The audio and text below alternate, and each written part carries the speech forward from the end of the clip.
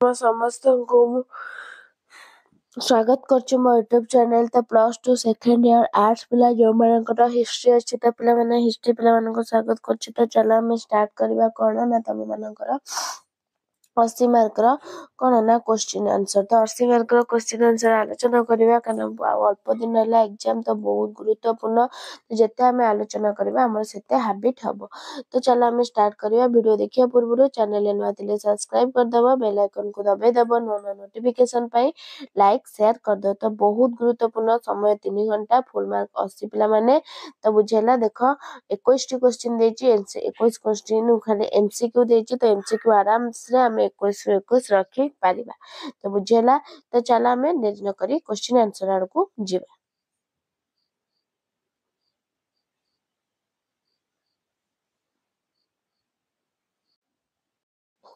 तो प्रथम क्वेश्चन कौन देची पिला माने केउ वृक्ष बोधिद्रुम नाम रे परिचित बरगछ निम्ब गछ अश्वत्थ गछ बेल गछ केउ गछ पिला माने ना अश्वत्थ गछ केउ गछ ना अश्वत्थ गछ।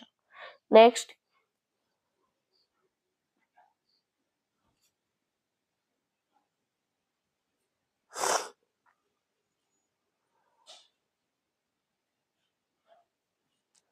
नेक्स्ट पिला माने अशोकଙ୍କ ସମୟରେ ମନ୍ତ୍ରିମଣ୍ଡଳ କୁ କେଉଁ ନାମରେ ଡକାଯାଉଥିଲା କେଉଁ ନାମରେ ଡକାଯାଉଥିଲା ମନ୍ତ୍ରୀ ପରିଷଦ ନା ପୌର ପରିଷଦ ପରିଷା ଦଣ୍ଡପାଳ କଣ ହବ ନା ପରିଷା କଣ ନା ପରିଷା। नेक्स्ट किए शल्य चिकित्सार जनक भावे परिचित चरक सुश्रुत पालकप्य शालीहोत्र कौन हम ना ना सुश्रुत कौन ना किए शल्य चिकित्सार जनक भावे परिचित ना सुश्रुत। नेक्स्ट मौर्य प्रशासन रे किए शिक्षा विभाग को नियंत्रण करुथिले स्थानिक पुरोहित गोप पौर मौर्य प्रशासन रे किए शिक्षा विभाग को नियंत्रण करथिले पिला माने किए किए नियंत्रण करथिले ना पुरोहित किए ना पुरोहित। नेक्स्ट जैन धर्मर केउ ग्रंथरे महावीरकर जैन धर्मर केउ ग्रंथरे महावीरकर कौन ना प्रचारित वाणी को संकलन करा जाइछि कल्पसूत्र मूलसूत्र अंग उपांग कौन हम पिला माने ना अंग। नेक्स्ट विचार विभाग रे समानता आनिबा पई अशोक केउ नीति प्रणयन करथिले दंड समता न्याय समता राजानुग्रह ना कठोर दंड व्यवस्था कौन करथिले पिला माने ना दंड समता। नेक्स्ट किताब हॉल हिंदी ए पुस्तकर रचयिता किए इबन बतुता आल्बेरुनी ना हुएनसा ना फ्रांकोइस बर्नियर कौन पिला माने हबो ना आल्बेरुनी किए ना आल्बेरुनी। नेक्स्ट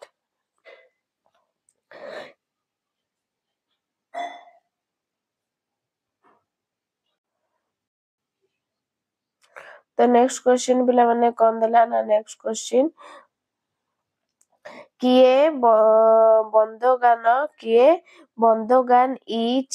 चिहिल गान गठन करथिले बलबन अलाउद्दीन खिलजी इल्तुतमिश कुतुबुद्दीन ऐबक किए ना इल्तुतमिश। नेक्स्ट मुसलमान तंती नारू और तांको पत्नी निमा काहाकू लालन पालन करथिले कबीर नानक श्री चैतन्य निम्बा कौन हम पिला माने ना हम कबीर कौन ना कबीर। नेक्स्ट सारियात कौन इस्लाम धर्मर नियम ना हिंदू आईन ख्रिस्टियन आईन सिख धर्मर नियम सारियात कौन ना सारियात होची इस्लाम धर्मर नियम। नेक्स्ट क्वेश्चन अकबर जिजिया कर को केबे उच्छेद करथिले ख्रीष्टपूर्व 1556 ख्रीष्टपूर्व 1563 ख्रीष्टपूर्व 1564 ख्रीष्टपूर्व 1575 कौन ना ख्रीष्टपूर्व 1564। नेक्स्ट मान मंदिर केउठारे निर्माण करा जायतिला आग्रा ग्वालियर जयपुर पंजाब कौन हम पिला माने ना ग्वालियर कौन ना ग्वालियर।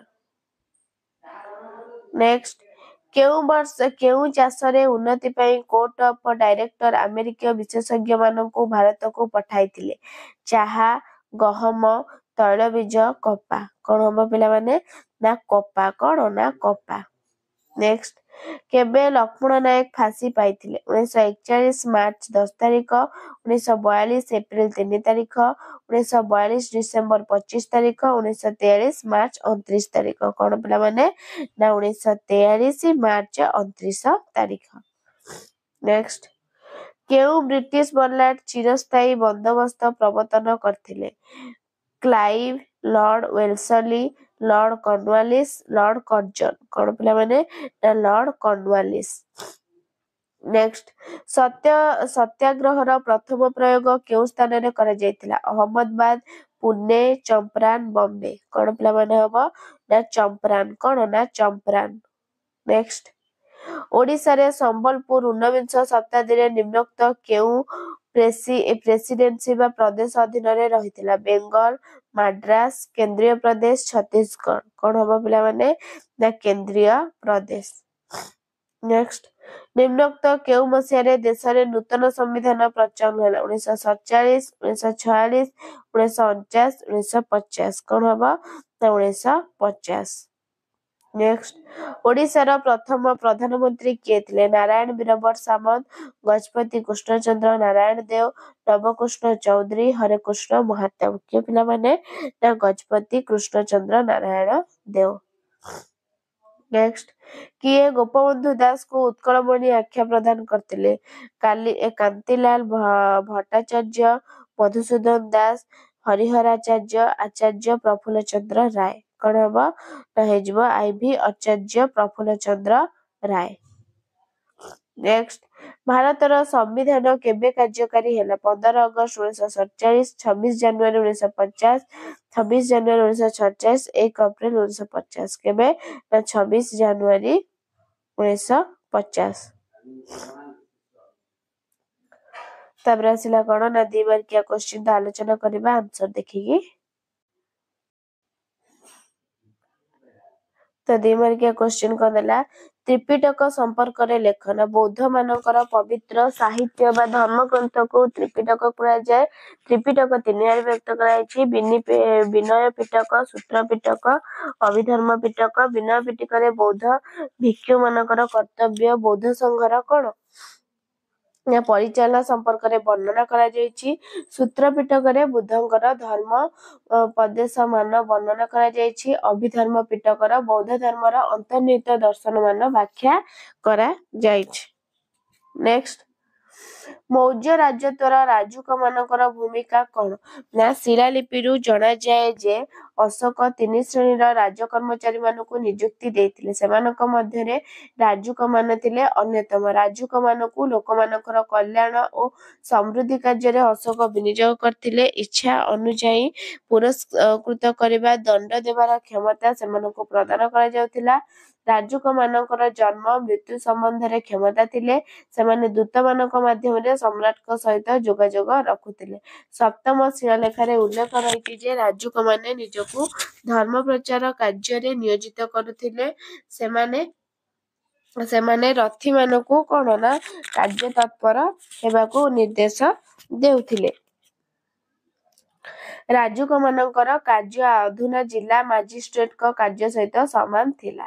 ନେକ୍ସଟ କାଳିଦାସଙ୍କ ସଂସ୍କୃତ ସାହିତ୍ୟ ସମ୍ପର୍କରେ ଆଲୋଚନା କରନା ଦ୍ୱିତୀୟ ଚନ୍ଦ୍ରଗୁପ୍ତଙ୍କ ରାଜସଭା ମଣ୍ଡନ କରୁଥିବା ନବରତ୍ନଙ୍କ ମଧ୍ୟରୁ କାଳିଦାସ ଥିଲେ ସର୍ବଶ୍ରେଷ୍ଠ। ସଂସ୍କୃତ ସାହିତ୍ୟରେ ତାଙ୍କର ଅଗାଧ ପାଣ୍ଡିତ୍ୟ ଥିଲା। ତାଙ୍କ ଲେଖନୀ ମୁନରୁ ଝରି ଆସିଥିଲା କୁମାର ସମ୍ଭବନ ଏବଂ ରଘୁବଂଶମ ନାମକ 2ଟି ମହାକାବ୍ୟ।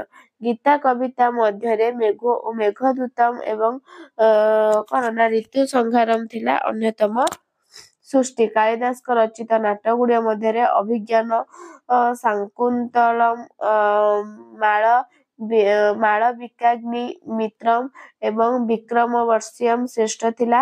କାଳିଦାସଙ୍କ ରଚନାଶୈଳୀ ଅତି ସରଳ ସୁନ୍ଦର ଚିତ୍ତାକର୍ଷକ ଥିଲା। କାଳିଦାସଙ୍କ ସାହିତ୍ୟ କୃତି ପାଇଁ ତାଙ୍କୁ ଭାରତରେ ସେକ୍ସପିୟର ରୂପେ ଅଭିହିତ କରାଯାଇଛି। ତାପରେ ଶେଖ ନିଜାଉଦ୍ଦିନ ଆଉଲିଆ କିଏ ସୁଫିସନ୍ଥ ବାବା ଫରିଦଙ୍କର ପ୍ରିୟ ଶିଷ୍ୟ ଥିଲେ ନିଜାମୁଦ୍ଦିନ ଆଉଲିଆ। ସେ 1236 ଖ୍ରୀଷ୍ଟାବ୍ଦରେ ବାଦାଉଁଠାରେ ଜନ୍ମଗ୍ରହଣ କରିଥିଲେ। ମାନବବାଦ ଥିଲା ତାଙ୍କର ଗୁରୁତ୍ୱ ବାର୍ତ୍ତା।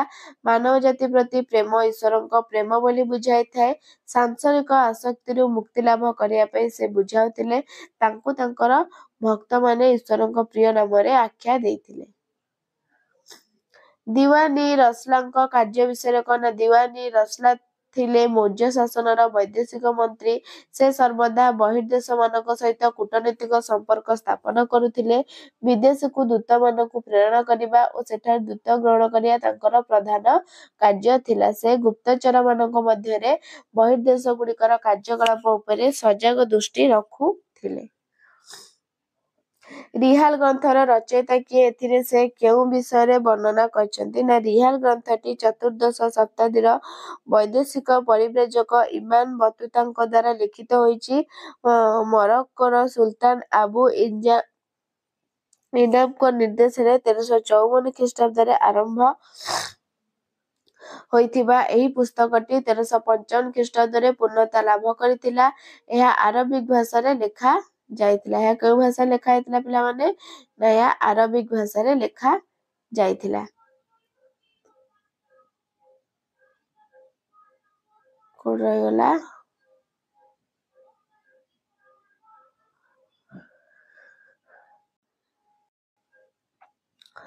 ଜାଲିଆନବାଗ ଘଟଣା ପିଲାମାନେ। 1919 ମସିହା ଏପ୍ରିଲ 13 ତାରିଖ ଦିନ ପଞ୍ଜାବର ଜାଲିଆନବାଗଠାରେ ବହୁ ହିନ୍ଦୁ ସେମାନଙ୍କର ବୈଶାଖୀ ଉତ୍ସବ ପାଳନ ଅବସରରେ ଏକତ୍ରିତ ହୋଇଥିଲେ।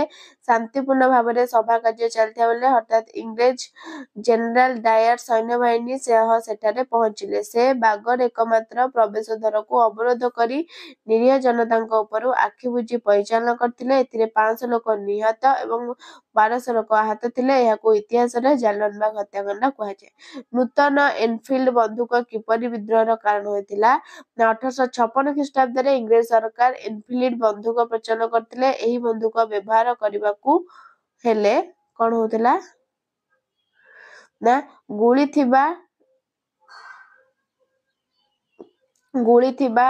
ଟୋଟ ବା ଖୋଜର ଅଗ୍ରଭାଗକୁ ଦାନ୍ତରେ ଛିଣ୍ଡାଇ ଗୁଳି ବାହାର କରିବାକୁ ପଡୁଥିଲା ଏବଂ ବନ୍ଧୁକରେ ଭର୍ତ୍ତି କରାଯାଇ ଫୁଟାଯାଉଥିଲା। 1857 ଖ୍ରୀଷ୍ଟାବ୍ଦରେ ଏକ ଜନରବ ପ୍ରଚାରିତ ହୋଇଥିବା ଯେ ଗୁଳିର ଟୋଟାରେ ଗାଈ ଓ ଘୁଷୁର ଚର୍ବି ବୋଳା ଯାଇଛି କେବଳ ହିନ୍ଦୁ ମୁସଲମାନମାନେ ସିପାହୀମାନଙ୍କର ଧର୍ମ ନଷ୍ଟ କରିବା ପାଇଁ। ଫଳରେ ସିପାହୀମାନଙ୍କ ମଧ୍ୟରେ ତୀବ୍ର ଉତ୍ତେଜନା ପ୍ରକାଶ ପାଇଁ ବିଦ୍ରୋହ ନିମନ୍ତେ ଖୋରାକ କରାଯାଇଥିଲା।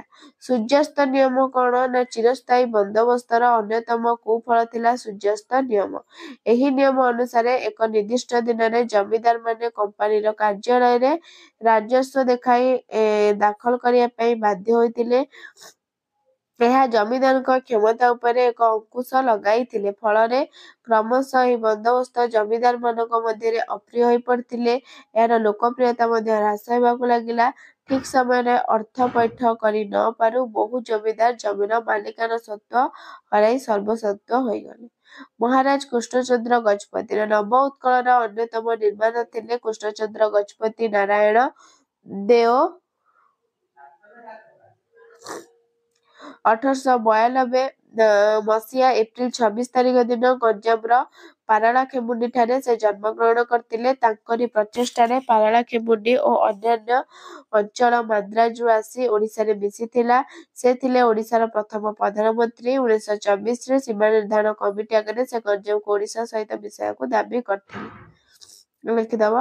ତାପରେ ସିମଳା ଉଟିର ଶୈଳନିବାସ କଣ? ନା, ଭାରତୀୟ ଗ୍ରୀଷ୍ମର ଉତ୍ତାପ ସମତଳ ଅଞ୍ଚଳର ଧୂଳିରୁ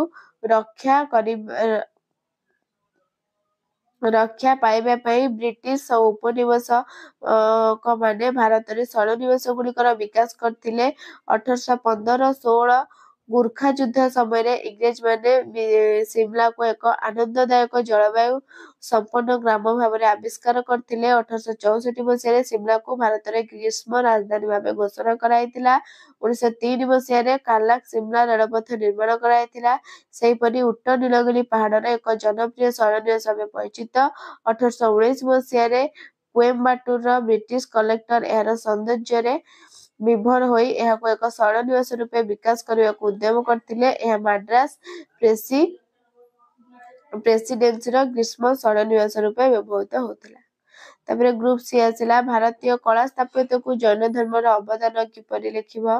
तापर गुप्त जुगर धर्म धारणा संपर्क कौन, मौर्य राज्यतर विचार आईन व्यवस्था किपरि थिला, मोगल जुगर स्थापत्य संपर्क में बक्सी जगबंधु कना वंश परिचय जमीदारी विषय, इंग्लैंड वाणिज्य नीति भारतीय शिल्पर ध्वंस साधन पाई किपरि दायी। तापर स्वतंत्र ओडिशा प्रदेशर अभ्युदय संबंध रे खिलाफत आंदोलन कौन, सहरांचल उन्नति पाई लॉर्ड विल्सन को दान कौन थिला।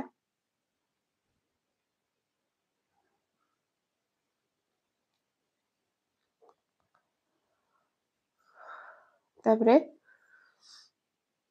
तो ये पिला माने तम मनकर वीडियो भल लाइक शेयर सब्सक्राइब कर दवा। रहउची धन्यवाद। जय जय।